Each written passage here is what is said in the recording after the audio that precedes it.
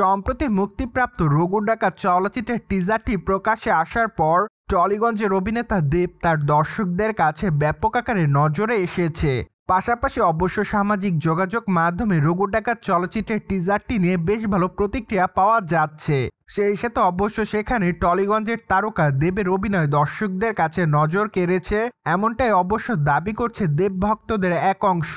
পাশাপাশি অবশ্য চলচ্চিত্রের পর্দায় দেবের অ্যাকশন থেকে শুরু করে তার বলা সংলাপ সকল কিছু এবার তার দর্শকদের কাছে নজর কাড়ার মতোই ছিল। পাশাপাশি অবশ্য আরও নজর কেড়েছে টলিগঞ্জের নায়িকা ইদিকা পাল। এমনকি টিজারটিতে সোহনী সরকারের উপস্থিতি ব্যাপক অ্যাকশন মোডেই ছিল, যা অবশ্য তার দর্শকদের কাছে ব্যাপক আকারে নজর কেড়েছে সম্প্রতি।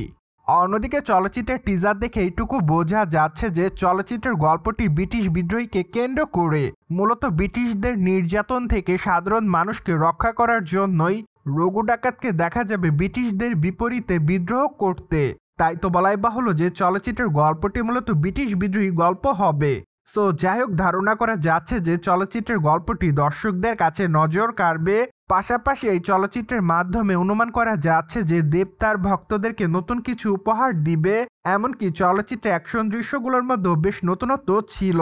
যাই হোক, চলচ্চিত্রটি যেহেতু দুর্গাপূজা উপলক্ষে গোটা কলকাতাতে মুক্তি পাবে, তাই তো আপাতত সকল দর্শকরা অপেক্ষাতে রয়েছে চলচ্চিত্রটি দেখার জন্য। এদিকে বর্তমানে চলচ্চিত্রের টিজারটি দর্শকদের কাছে যতটা ভালো লেগেছে, তার প্রেক্ষাপট থেকে অনুমান করা যাচ্ছে যে চলচ্চিত্রটি মুক্তির পর বক্স অফিসে নতুন রেকর্ড করতেই পারে। কেননা দেবভক্তরা বর্তমানে চলচ্চিত্রটির প্রতি খুবই দুর্বল হয়ে পড়েছে। পাশাপাশি চলচ্চিত্রের টিজার দেখে এইটুকু বোঝা যাচ্ছে যে রঘু ডাকাত চলচ্চিত্রের ব্যাকগ্রাউন্ড থেকে শুরু করে চলচ্চিত্রের বিজিএম সবকিছুই অবশ্য দর্শকদের কাছে নজর কাড়বে। যার প্রেক্ষাপটে বর্তমানে এইটুকু বলাই বাহুল্য যে চলচ্চিত্রটির মাধ্যমে দেব তার ভক্তদের কাছে আবারও লাইমলাইটে থাকবে।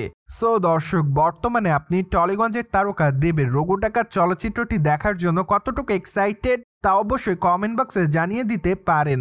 And subscribe our channel for more update.